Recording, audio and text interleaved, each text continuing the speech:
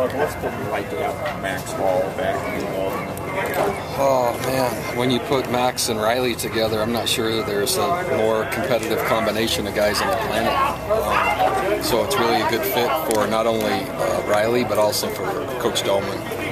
So he can step out of his quarterback meetings, Max can run them, Brandon can really go wherever he needs to, not only during meetings but practice. So it's just another really, really valuable resource. And it's really helped us, and I think it's really helped alleviate some of the,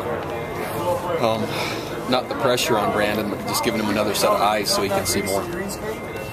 Coach, despite the points you put up against Washington State, when I talked to Weber today, everybody there, the first thing they said about BYU was defense, defense, defense. You know, how does that make you feel, just knowing you're getting that type of respect with your defense? I'm not so concerned about what others say. I do want us to play good football. I want to play good defense, and I just want it to be week in and week out for the entire season. And so it was a nice start. But as we all know in this profession, that goes away pretty quick. And so we're looking to build on that and just continue to play better and improve on any mistakes we made. Bronco, there was a score the other last weekend, 84-0, when FBS played FCS.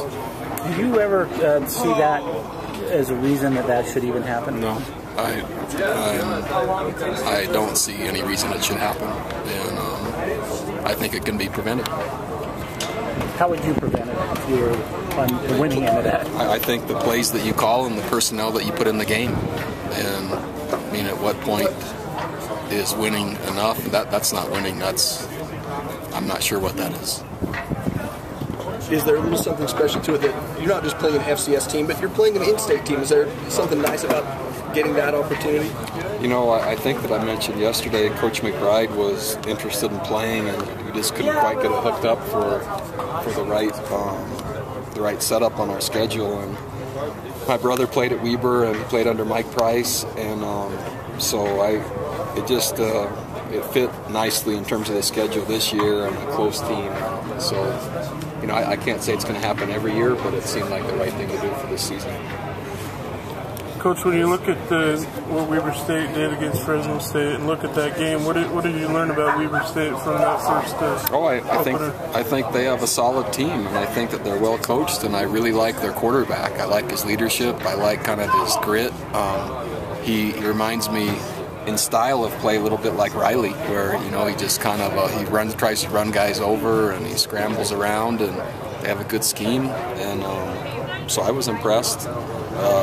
Again, I think 24-10 midway through the fourth quarter or so, and so I thought they played them tough. Last week after you guys won there, a couple of your defensive players really expressed how they took the challenge of Washington's air raid almost as a piece of motivation to kind of quash that reputation for at least one night. What's their motivation this week? Did they have a special one, or is it just go out? Yeah, just to improve. I've told them they're not close to where they can be, and they listen and they practice really hard today, and I want them to improve each game. And again, whether it's Washington State or Weber or whomever we play, I want them to improve, and that's their challenge this week. Is there any worry? You guys are very good at taking each game, you know, and getting the kids ready, but are you worried at all that they might be peeking ahead? Because the next game's one that I think they're pointing to. I'm really not. I think human nature could lead to that if you didn't just keep going about your business in the exact same way we always do. And so I hope from our staff they see that, and I think we have enough maturity on the team where they would understand how that works. And man, we have a lot to improve on, and this is just our next chance, and it's a valuable chance. So I hope they're looking at it that way. How important is it to address some of the issues in interior line play as far as the offensive line? Oh, it's any areas that we thought could be improved. I mean, the urgency is right away, and so, man, our coaches, it wasn't just a giant celebration after that game. We were pleased that we won the game, and etc. But now it was right to areas to fix, and there's things all over the place. I mentioned 5 or 6 yesterday, so that's just another one. All right. Okay. Thanks. Thanks, Mark. Yeah.